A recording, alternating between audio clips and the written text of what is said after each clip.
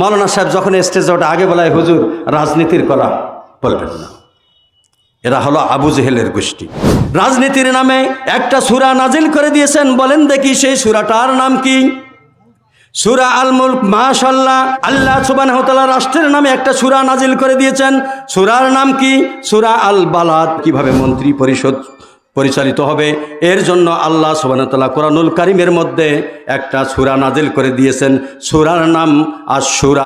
যৌথ বাহিনীর নামে একটা সূরা নাজিল করে দিয়েছেন। সূরাটার নাম হলো সূরা আহজাব।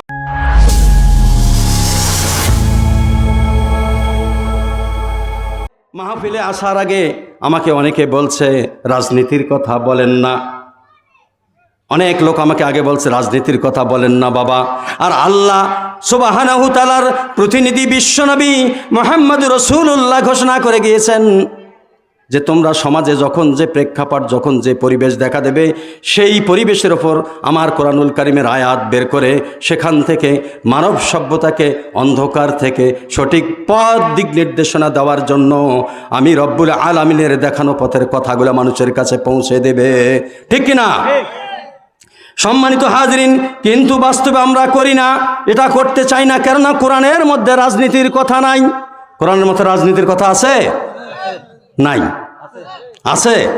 মাশাআল্লাহ, আমার শ্রোতারা বোঝা যাচ্ছে যে আল্লাহর কোরআন তারা স্টাডি রাখেন, অধ্যয়ন করেন। সম্মানিত হাজরিন, আল্লাহ রাব্বুল আলামিন বলছেন আল্লাহ নিজে রাজনীতিবিদ, যত প্রকার রাজনীতিবিদ আছে, শ্রেষ্ঠ রাজনীতিবিদ তিনি কিন্তু পরাক্রমশালী।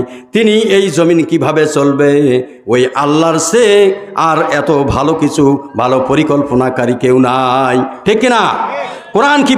কোরআন দিয়ে আপনার ব্যক্তি জীবন, পারিবারিক জীবন, রাষ্ট্রীয় জীবন, অফিস আদালত, কোর্ট কাছারি, শিক্ষা প্রতিষ্ঠান থেকে যত প্রকার সেক্টর আছে, কি দিয়ে এটা পরিচালিত হবে এই কোরআনে আল্লাহ পুঙ্খানুপুঙ্খানুভাবে বলে দিয়েছেন। ঠিক কিনা? সম্মানিত হাজরিন, কোরআনের মধ্যে রাজনীতি নাই, রাজনীতির কথা নাই, এটা যারা বলে তারা কে? তারা হলো কাফের।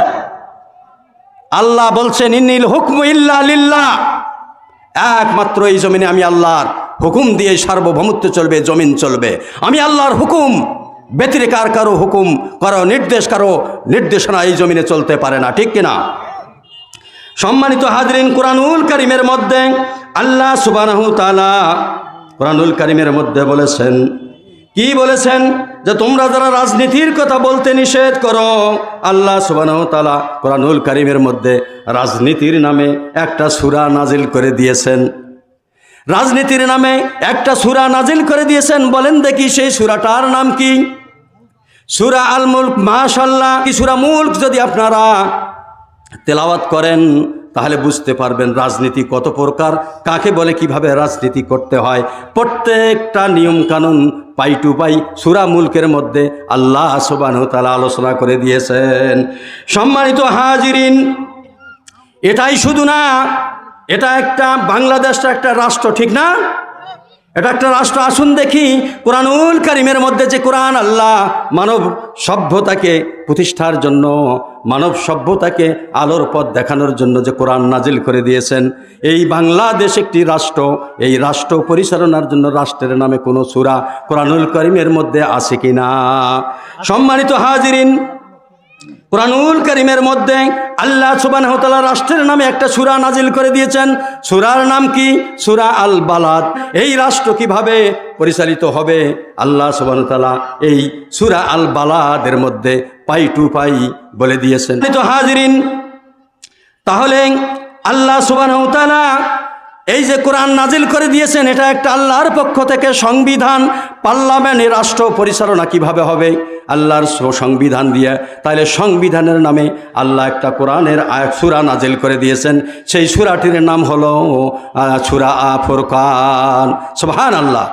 তাহলে সংবিধান দিয়ে পার্লামেন্ট কিভাবে চলবে, পার্লামেন্টে কতজন কর্মচারী থাকবে, কর্মচারীদের কাজ কি হবে, তাদের নির্দেশনা কি হবে, পার্লামেন্ট কিভাবে কোরআন দিয়ে চললে পার্লামেন্ট সুসজ্জিত হবে, পার্লামেন্ট থেকে আল্লাহর বিধান রাষ্ট্র সমাজ ব্যবস্থাকে পরিবর্তন করে দেবে।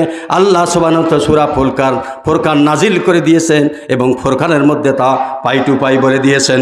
সম্মানিত হাজিরিন, এবার পার্লামেন্ট পরিচালনা করতে গেলে কিছু এমপি, কিছু মন্ত্রী পরিষদের দরকার আছে, এমপি মন্ত্রীর দরকার আছে।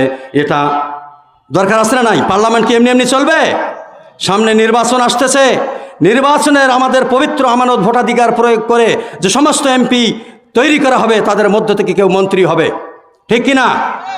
আর পার্লামেন্ট চালাইতে গেলে আল্লাহ সুবহানাহু ওয়া তাআলার পক্ষ থেকে নাজিলকৃত বিধান দিয়ে এই পার্লামেন্ট চালাইতে হবে, ঠিক কিনা? তাহলে মন্ত্রী পরিষদের জন্য আল্লাহ সুবহানাহু ওয়া তাআলা কিভাবে মন্ত্রী পরিষদ পরিচালিত হবে, এর জন্য আল্লাহ সুবহানাহু ওয়া তাআলা কোরআনুল কারীমের মধ্যে একটা সূরা নাজিল করে দিয়েছেন। সূরার নাম আশ-শূরা। সুবহানাল্লাহ। কিভাবে মন্ত্রী পরিষদ পরিচালনা হবে, মন্ত্রীদের কাজ, এমপিদের কাজ, মেম্বার চেয়ারম্যানদের কি কাজ হবে, আল্লাহ সুবহানাহু ওয়া তাআলা 30 পারা কোরআনের মধ্যে অক্ষরে অক্ষরে বলে দিয়েছেন, পাই টু পাই বলে দিয়েছেন, ঠিক কিনা? এ রাষ্ট্রকে পরিচালনা করতে গিয়ে একটা বাহিনীর প্রয়োজন আছে না নাই? আছে না নাই? মন্ত্রী এমপি যখন পার্লামেন্ট ওঠে, তার গাড়িতে পুলিশ থাকে, তার পিছনে পুলিশ থাকে, সামনে প্রোটোকল থাকে, থাকে কি না? তাহলে এই পুলিশ বাহিনীর কথা, র্যাব যৌথ বাহিনীর কথা কোরআনুল কারীমের মধ্যে মনে হয় নাই? নাই। এটা যদি থাকতো, মানব রচিত আইনের আন্দোলন সংগ্রাম মুসলমান পরিচয় দেওয়ার পর তারা এই আন্দোলন সংগ্রাম করতে পারতো না, ঠিক কিনা? সম্মানিত হাজিরিন, তাহলে আল্লাহ তাআলা প্রশাসনের নামে, যৌথ বাহিনীর নামে একটা সূরা নাজিল করে দিয়েছেন। সূরাটার নাম হলো সূরা আহজাব। সুবহানাল্লাহ। এই বাহিনী কিভাবে পরিচালিত হবে, বাহিনী কিভাবে মানুষকে, মন্ত্রী পরিষদ থেকে সাধারণ জনগণকে, প্রত্যেকটা পরিবারকে কিভাবে নিরাপত্তা দেবে, আল্লাহ সুবহানাহু ওয়া তাআলা সুন্দর করে সূরা আহজাবের মধ্যে বলে দিয়েছেন। সুবহানাল্লাহ। সম্মানিত হাজিরিন, পার্লামেন্টে যারা ক্ষমতায় থাকে তারা কোন দল বলেন তো? তারা হলো সরকারি দল। সরকারি দল শুধু সব ভালো কাজ করে, তারা কি ভুল করে না? তারা কি ভুল করে না? তাদের ভুল ধরার জন্য লোক থাকা দরকার আছে কি না? আছে। আল্লাহ সুবহানাহু ওয়া তাআলা ভুল ধরে তাদের নাম, যারা ক্ষমতায় থাকে সেটা হলো সরকারি দল, আর তাদের ভুল যারা ধরে সেটা হলো বিরোধী দল। তাহলে পার্লামেন্টে একটা বিরোধী দলের দরকার আছে কি না? সম্মানিত হাজিরিন, তাহলে পার্লামেন্টে বিরোধী দল থাকার যেহেতু প্রয়োজন আছে, আল্লাহ তাআলা বিরোধী দলের নামে একটা সূরা নাজিল করে দিয়েছেন এই কোরআনুল কারীমের মধ্যে। সুবহানাল্লাহ। সূরাটির নাম হলো সূরা মুজদালা। সূরা মুজাদালা আল্লাহ নাজিল করে দিয়ে বলেছেন, পার্লামেন্টে যারা রাষ্ট্র ক্ষমতায় থাকবে তাদেরকে সংশোধনী দেওয়ার জন্য আমি আল্লাহ তাআলা এই সূরা যদি তোমরা পড়ো, তেলাওয়াত করো, জানতে পারবে কিভাবে সরকারি দলের সঙ্গে তোমাদেরকে কথা বলতে হবে। সুবহানাল্লাহ বলবেন না? সম্মানিত হাজিরিন, তাহলে বিরোধী দলের নামেও আল্লাহ সুবহানাহু ওয়া তাআলা একটা সূরা নাজিল করে দিয়েছেন। এটাই শুধু আল্লাহ তাআলা বলেন নাই, আল্লাহ সুবহানাহু ওয়া তাআলা আমরা যে সামনে নির্বাচন এসেছে, নির্বাচনে আমরা কি করি? সমাবেশ করি। সমাবেশ করি না? বলেন। নির্বাচন পরিচালনার জন্য আমাদের প্রার্থী আসে, তিনি একটা জনসমাজের মধ্যে বক্তব্য দেয় যে আমি আগামীতে যদি আমাকে এমপি বানা হয়, মন্ত্রী বানা হয়, কিভাবে আমি আমার পার্লামেন্ট বা এই এলাকার মানুষের জনকল্যাণমূলক কিভাবে কাজ করব।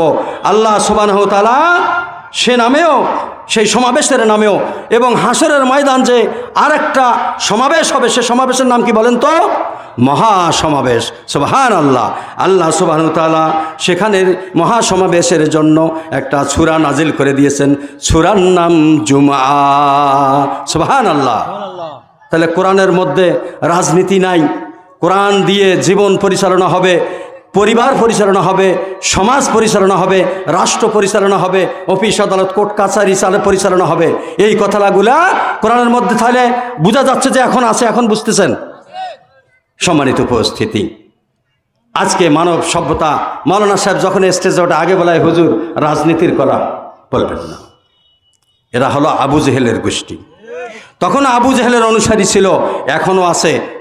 কিয়ামত যতদিন সংগঠিত হয় নাই ততদিন পর্যন্ত এই আবু জেহেলের অনুসারীগণ এই জমিনে চলাচল করবে, যাদের মিশন হলো, আল্লাহর মিশন হলো আমার জমিন আমার কোরআন দিয়ে চলুক।